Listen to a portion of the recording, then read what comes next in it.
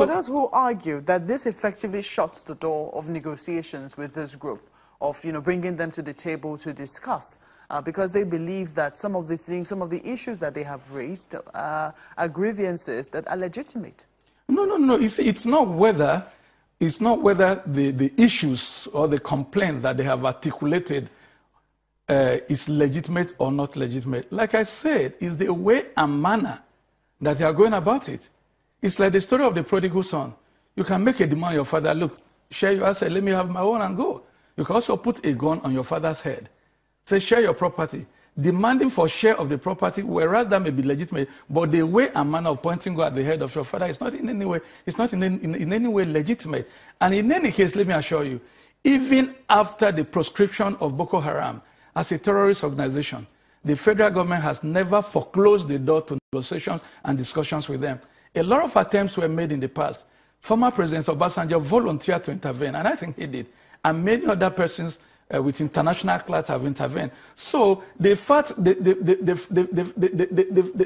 even somebody is in prison does not close the door to negotiation. Do not forget that within the 27 years Nelson Mandela was incarcerated on Robben Island, the then apartheid government continually negotiated with him, which paved way for his eventual release and the end of apartheid. So, in the first instance, like I say, at the pain or point of repeating myself, I do not see where the federal government have erred in taking the right decision at the right time. And having done that, the door is still widely open. When you execute war against terrorist organizations, as the case may be, there are three-pronged approach that is normally deployed or used. One is the use of kinetic military force in order to bring the situation under control. Then there's also reliance on the law. Law in this case, we have the Terrorism Prevention Act. We also have the African Union Convention against terrorism. We also have the United Nations Declaration against terrorism, as the case may be. So you fall back on this law to see how you can manage the situations. And then the third approach is dialogue. Let's go to Lagos now and take some questions from my colleagues.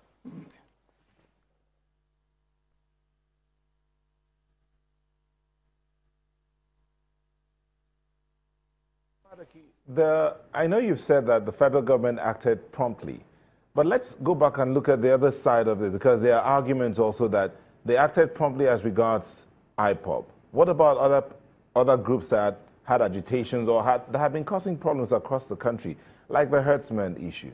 What do you think about that situation?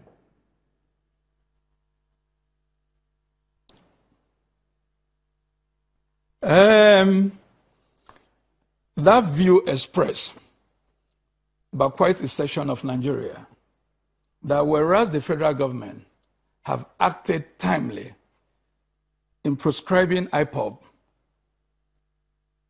that the same yardstick was not used in dealing with other militant, with other so-called terrorist organizations in Nigeria. To that extent, I will agree with you. Like I mentioned earlier, the federal government virtually shirked her constitutional responsibility in not dealing with the Boko Haram crisis early enough. It took them almost 10 years when the reality dawned on them that something needed to be done. I also want to also draw an example from the crisis in the Niger Delta, which started from kidnapping of expatriates, then economic sabotage, blowing of pipelines and then communication and then refineries, as the case may be. The failure or neglect on the part of the federal government to have waded the big stick against similar organizations in the past is rather very, very unfortunate. And it's a scar or on a blur on the image of the federal government, especially the Fulani herdsmen crisis, like wildfire, has virtually engulfed the entire country from north to south and to east. The atrocity committed by the herdsmen, particularly in Benue State, which gladly enough is my own state, and particularly in Agatu local government, which is also part of Idoma land, where I come from, to my mind was genocidal. It was an affront against the dignity of the persons concerned. It was very inhuman. Women, children, farmers, the aged, slaughtered and butchered, not even in a way that animals would be killed. Because I do know that in slaughtering animals, the measure of decency is employed. And the federal government, up to today, refused to act. The whole world condemned it. I condemned it. And I think those are occurrences that should never be allowed to repeat itself again in the annals of our national history. Mm-hmm. I believe it's probably only a fool that will not learn from experience. If the federal government failed to act or react as and when due in the past, they should, and I believe, have learned the lessons. And that is why that this time around, the federal government, and I'm not holding brief for them, decided to hit the iron when the anvil is hottest. Do not forget that the Fulani herdsmen, we do not know their ideological inclination. Do not forget that the militancy or agitation in the Niger Delta was basically about demand for for resource control, that they should have greater access to the resources that Almighty God have endowed them with, which is very much in line with Article 20 of the African Charter on Human and People's Rights. Even Boko Haram, other than the fact that their style of Islamic orthodoxy is that way, everybody should practice Islam the way we want, and then of course that Western education is bad, it is very difficult to clearly identify the ideological inclination of all these other persons that I have mentioned. But in the case of IPOB, first and foremost, they are asking to secede from the Federal Republic of Nigeria.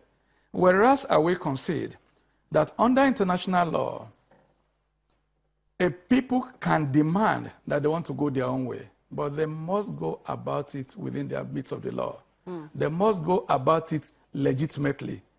But when you begin to insult the entire people of Nigeria, when you begin to instigate Nigerians against themselves with reprisals from all over the country, when you begin to either use or threaten to use violence in order to achieve your agitation or to achieve your political goal, then it is rather unfortunate, and it fits perfectly like a jigsaw puzzle to the definition of what terrorism is all about.